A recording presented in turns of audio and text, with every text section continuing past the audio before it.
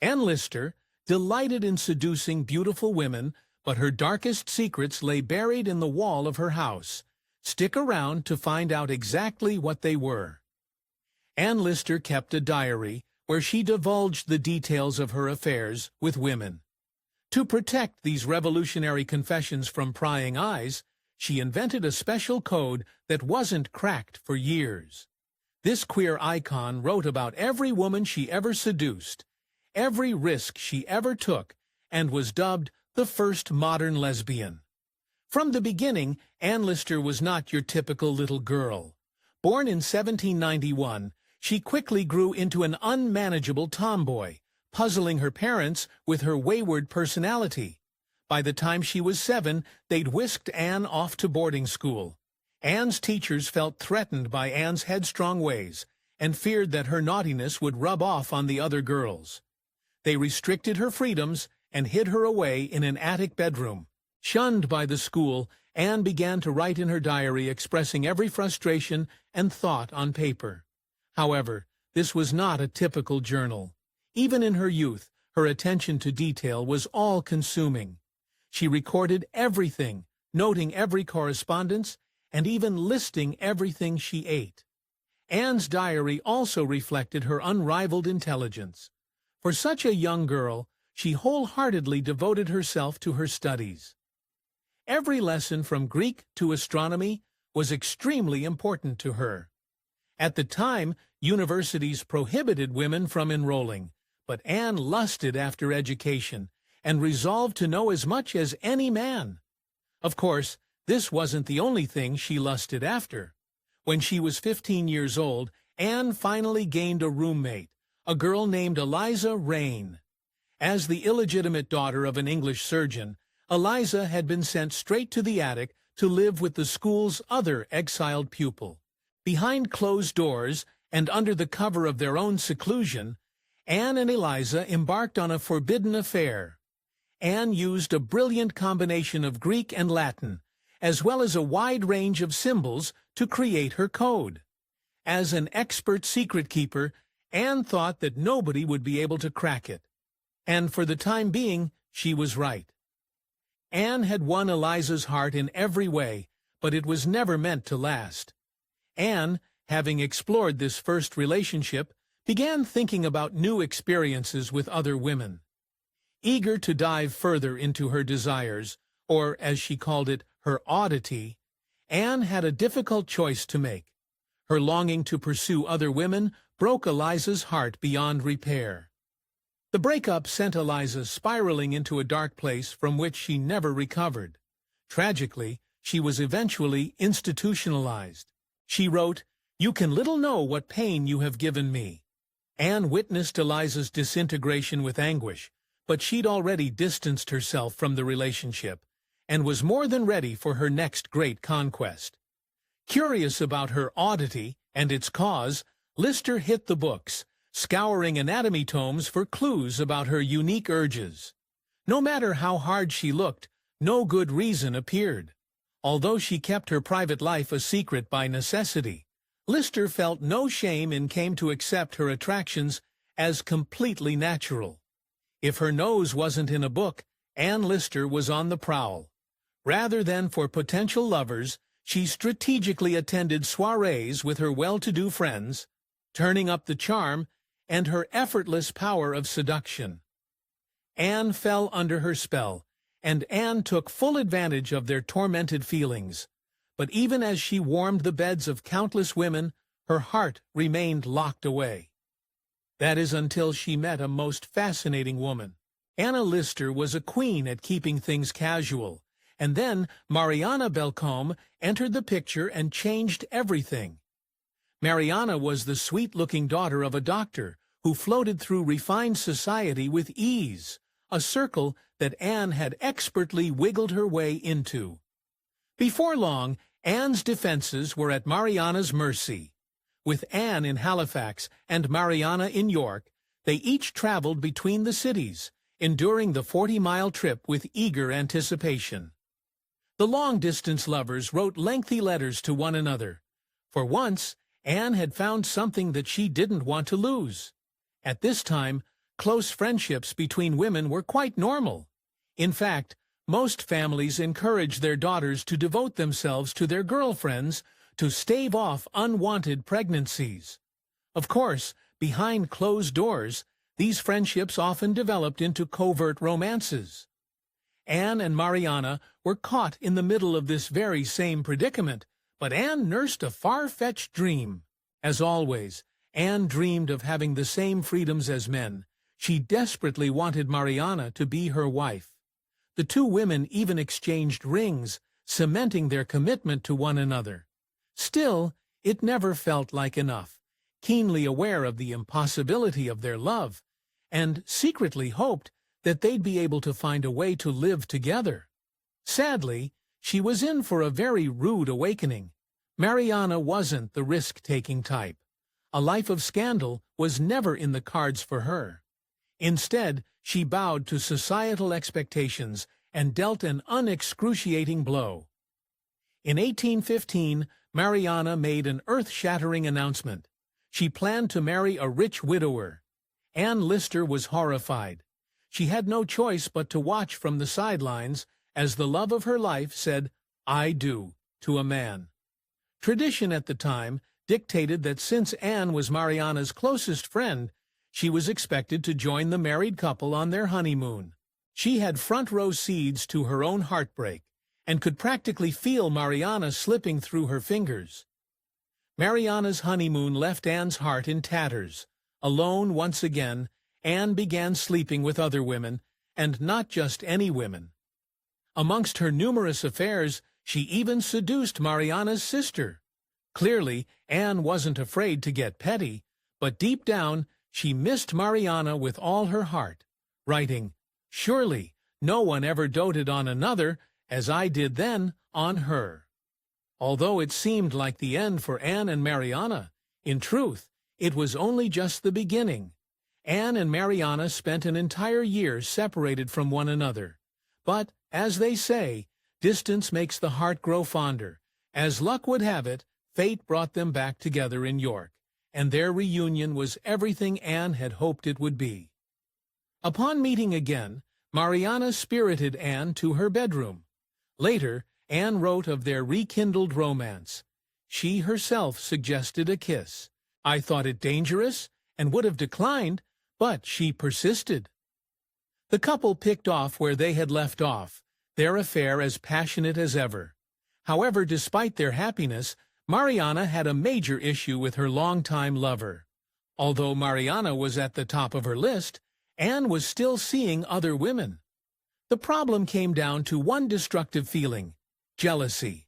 Mariana wanted Anne all to herself, and after an evening together, Anne confessed in her diary, "She asked me to swear to be faithful, to consider myself as married." This was everything Anne wanted to hear, but it would end in bitter disappointment. In August 1823, a disturbing chapter came to pass. While waiting for Mariana to arrive from Cheshire, Anne came up with a plan to surprise her. Instead of meeting Mariana at the manor, she set out to ambush her en route. This was by no means an easy feat, but Anne was up to the challenge. Unfortunately, it turned into a disaster. Despite the rain sweeping across the moors, Anne set out on her adventure, stomping through the muck for hours. She finally spotted Mariana's carriage, climbing its way toward her, drenched in dirty, and slipped into the carriage, only to find her lover fast asleep. But that wasn't all she found. Unfortunately, the carriage carried more than one passenger. In fact, 3 other people witnessed Anne's wild entrance: Mariana's sister, as well as another passenger, and his maid. Mariana was terrified that someone would suspect her relationship with Anne, and the highway surprise seemed like a dead giveaway. Instead of being happy, she was enraged. Their romance was off once again. In 1824, dressed all in black with her head held high, Anne moved to Paris. There was so much to learn: the language, the lay of the land, and, of course, the women. With so many rich and lovely ladies around, it was only a matter of time before Anne found her next lover. The explicit details in Anne's diaries reflected a brief but passionate affair with Maria Barlow. However, Maria didn't steal her heart, as Mariana had, and after a short while, Anne grew tired of her unpredictable temper, and without thinking twice, she ended the romance. After 8 months in Paris, Anne had her fill. She hungered for even more freedom and wanted to see new places. The idea of travel began to seduce her. The next 15 years would see her visiting over a dozen nations, and her brave pursuit of exploring would bring her to lands that women scarcely dared to tread. It's no secret that Anne Lister considered herself a cut above the rest. She had very little interest in her hometown of Halifax, and rarely stayed at her family home of Shipdon. However, in 1836, she became the sole inheritor of the estate, and the money it provided allowed her to set her sights on high society. She wanted to rub shoulders with the rich and powerful, and she met the perfect woman to help her do it. A woman named Vera Hobart, who was the sister of the 5th Earl of Buckinghamshire, and had every connection imaginable. Unfortunately, Anne was only one of Vera's many awestruck admirers. Anne's infatuation led her to accompany Vera on a trip to the town of Hastings. But if she'd hoped to capture the lady's heart, she was in for a stunning disappointment. Vera decided to marry an officer. The humiliation was tantamount, and Anne's future seemed bleaker than ever before. To Anne's dismay, she soon realized the cost of living rich, a dwindling bank account. For once, she'd reached far too high, and her return to reality was brutal. She had no choice but to end her freewheeling travels and return home to Shipdon. Anne nursed the wounds of rejection and focused on her home. She dreamed of restoring Shipdon to a warm, inhabitable home and hoped to inject some luxury into its otherwise neglected appearance. She also set to repairing the estate's finances, going head-to-head with men in the business. Against all odds, Anne succeeded. Where she'd once avoided Shipdon, like the plague, she now couldn't imagine a better sanctuary, writing, "I have been happier here than anywhere else." Anne had the home she wanted, but now she needed a companion. The truth was, despite her adventuring ways, Anne always had a hankering for romance. Anne Lister met heiress Anne Walker when she was in her 20s, but when they met, again, 15 years later, the attraction was palpable. For Anne Lister, the quiet heiress seemed like the perfect partner, and her wealth was certainly a magnetic draw. With both of their fortunes, Anne wouldn't have to spare any expense. She could travel and finish her designs on Shipdon. Lister started fantasizing about taking Anne Walker to bed, and she wouldn't have to wait long. When Anne Lister put the moves on Anne Walker, the passion went both ways. As confident as she was with the burgeoning romance, Anne had been burnt time and again, and she could only pray that this time it would be different. After 2 months of secretly courting, Anne laid it all on the line. She made Anne Walker a serious proposal, imploring her to move in with her at Shipdon and to live with one another like a married couple. Together, they could share their fortunes. This was all Anne Lister had ever wanted, but her lover's response filled her with unease. After hearing Anne's proposal, Anne Walker felt torn. There were so many things to consider. Agreeing to live with another woman was a monumental decision, and at the time, she still mourned the loss of her parents. However, instead of turning Anne Lister down, she made one simple request. Anne Walker requested 6 months to consider the proposal. With bated breath, Lister waited in anticipation, and when the deciding letter finally arrived, it only led to more questions. The letter read, "I find it impossible to make up my mind." Vexed by her lover's indecision, Anne Lister went on a trip to distract herself from yet another disappointment. How little did she know, Anne Walker wasn't ready to throw in the towel just yet.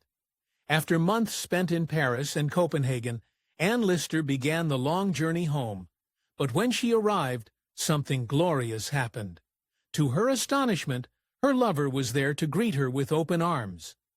Anne Walker had turned down a man's proposal because of her feelings for Lister. At the age of 42, Anne Lister's dreams were finally coming true. Soon, both women got down to business. They altered their wills and began readying for their lives together. Lister even confided her intentions to her family, but they weren't in the least bit surprised. In fact, for a long time, they'd already suspected Anne's preference for women. Feeling the rare support of her relatives, Anne had only to tackle the pain of her past loves.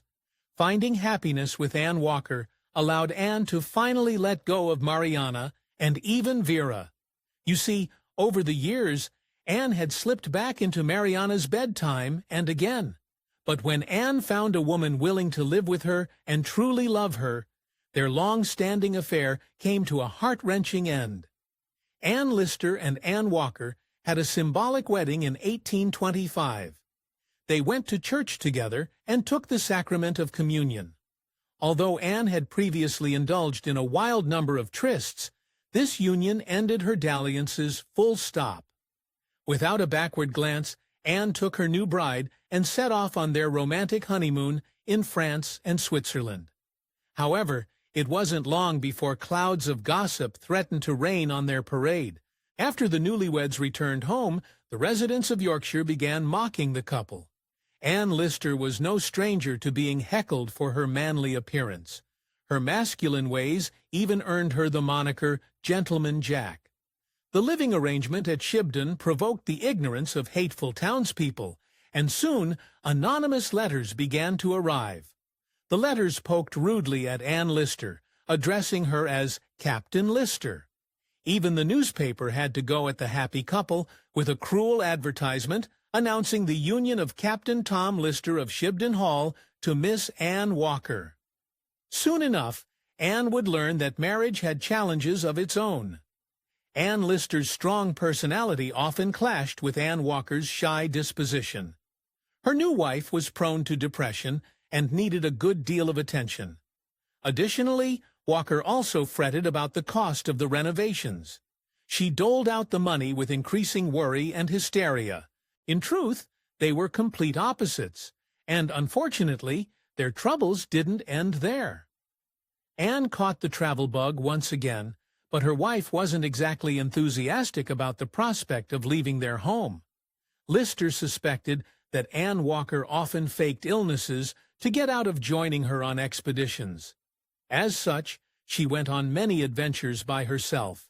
However, she did manage to drag her wife along to one of her dream destinations, Russia. Unfortunately, what began as an exciting trip eventually turned into a nightmare.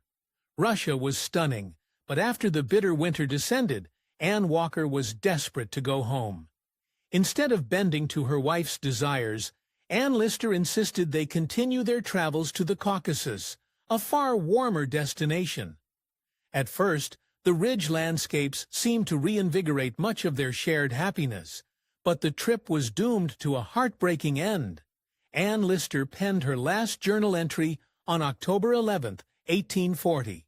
She made some observations about the village they were currently in, followed by her tea time and bedtime. She had no idea that these lines would conclude her run of diary entries. 6 weeks later, an unforeseen tragedy befell the traveling couple. Anne Lister became terribly ill and didn't survive. Many people believe that an insect bite triggered the fever that led to her demise. Of course, for Anne Walker, the nightmare wasn't over yet. Heartbroken, she faced a horrific pilgrimage home.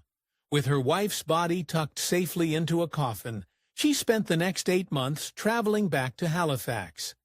After Anne Lister's burial, Anne Walker took over Shibden in all its intended glory. However, behind closed doors, her mental health took a frightening turn, pushing her relatives to make an extreme decision. With Walker's family's permission, a policeman, a lawyer, and a doctor broke into Shibden, and what they found was absolutely chilling. Transformed by grief, the lady of the house had shut herself away in a locked room. Anne Walker seemed utterly disturbed, with papers spread around her, as well as abrasive pistols. Recognizing her instability, They sent her to an institution. One of Anne Lister's relatives, John Lister, took up residence at Shibden Hall, and it was he, along with his friend, Arthur Burrell, who finally cracked the code in Anne's revolutionary diaries. Scandalized by the findings, Burrell told Lister to burn every last journal. Luckily, Lister decided to keep Anne's work alive and kept the diaries stashed behind one of the home's panels. For over 100 years, the illuminating details of Anne Lister's diaries never saw the light of day. Today, her blunt language and fiery spirit, as well as her extraordinary life, have been properly unearthed and celebrated. While many believed that the raw portrayal of Anne's love life was a hoax, her diaries are in fact 100% authentic. Today, Anne's words stand as a powerful testament to her courage, forever inspiring those who seek to live and love fearlessly. Thank you for watching this video. I hope you enjoyed it. Please like and subscribe.